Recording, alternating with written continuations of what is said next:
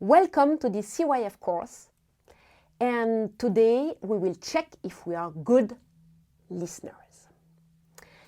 In our world, we have the amazing possibility to be connected globally all over the continents almost instantly.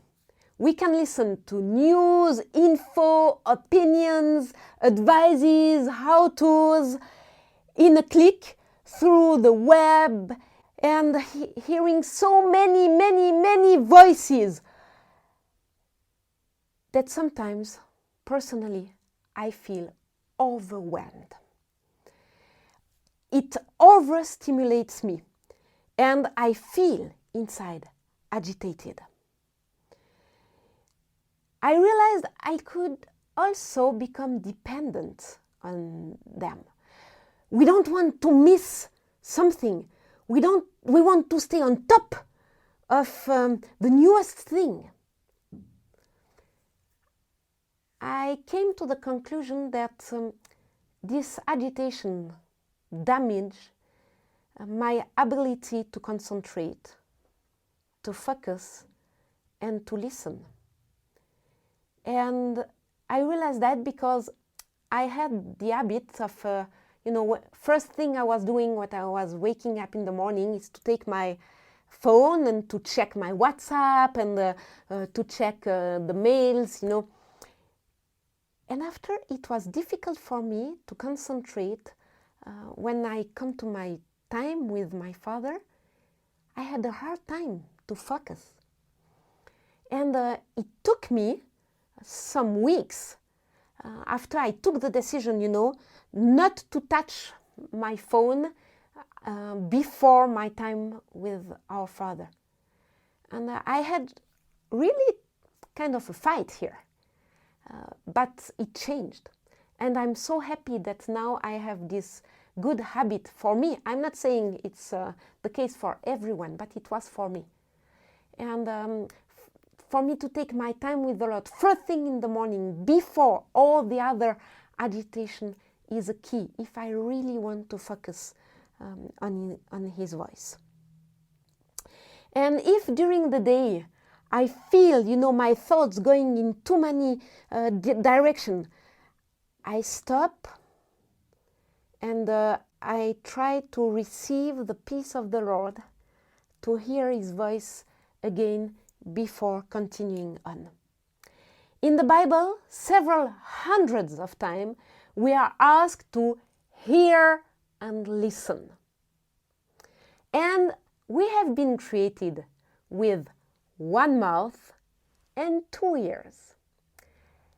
It's as if, our body reminds us and tells us that we should listen twice as much as we speak. Let's face it, most of our relational tensions come because we have not been able to really carefully listen to the other person. Listening is essential if our desire is to develop a heart-to-heart relationship, which is the desire of God for us and Him, and between us as humans. The kingdom model is a model for relationship. God is looking for hearts to be connected with Him and our children and teenagers too. We have been wired like that. Many young people complain because they don't feel heard, including the ones that are currently living with me. And it requires time. I like to say that love, when we want to write it, we write it with a T, with a I, with a M, with a E.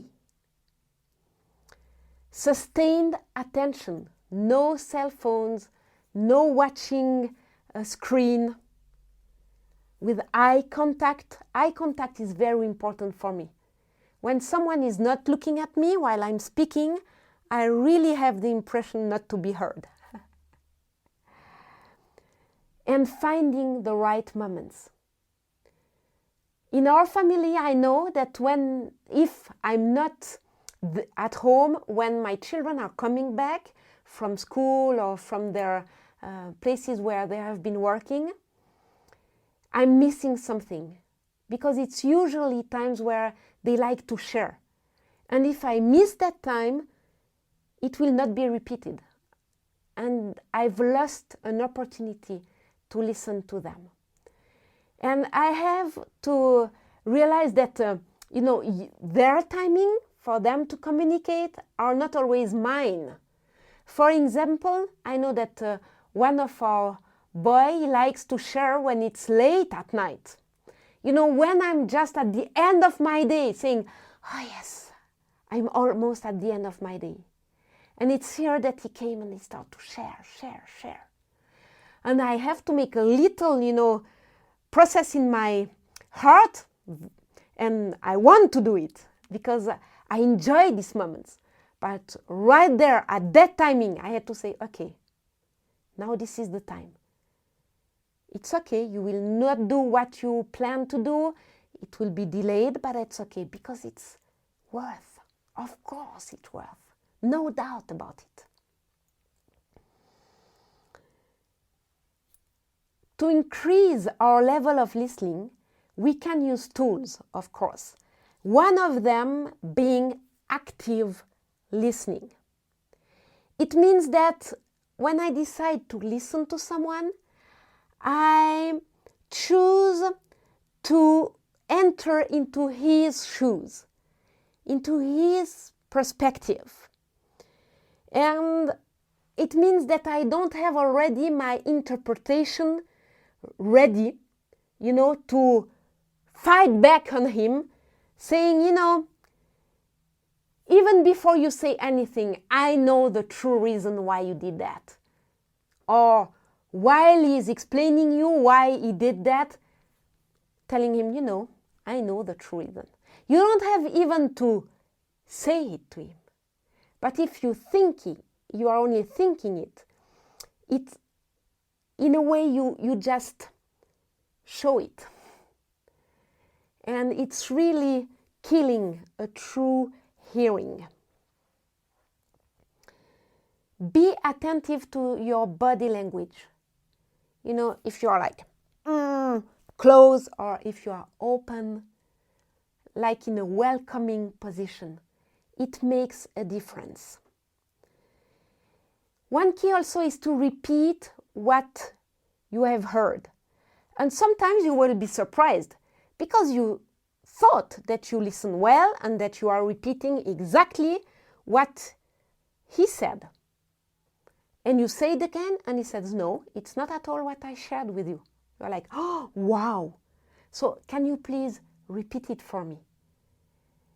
And sometimes I have to do that quite a lot of times till the other person has the feeling to say, yes, you heard me. This is exactly what I said. Yes.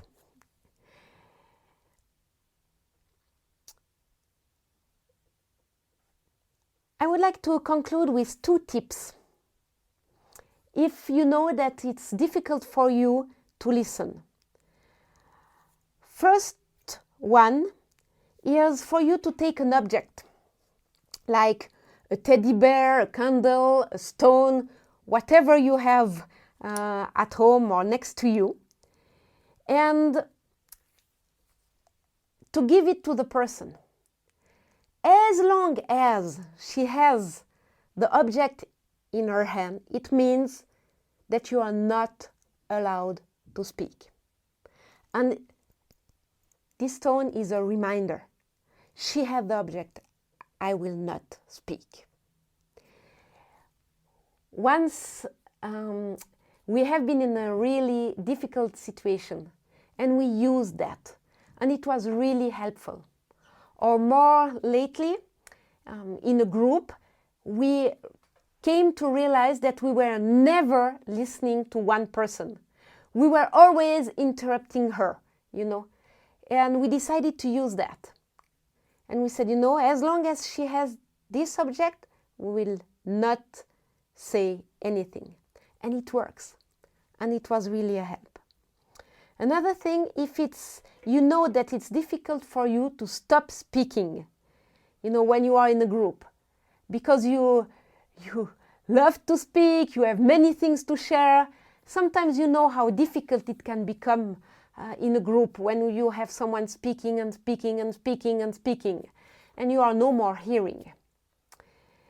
If you know that you are in this case, please, I would like to advise you to choose someone in the group, the person that you are the more secure with, and to agree on a discreet sign, like for example, opening your hand or, whatever is useful for you.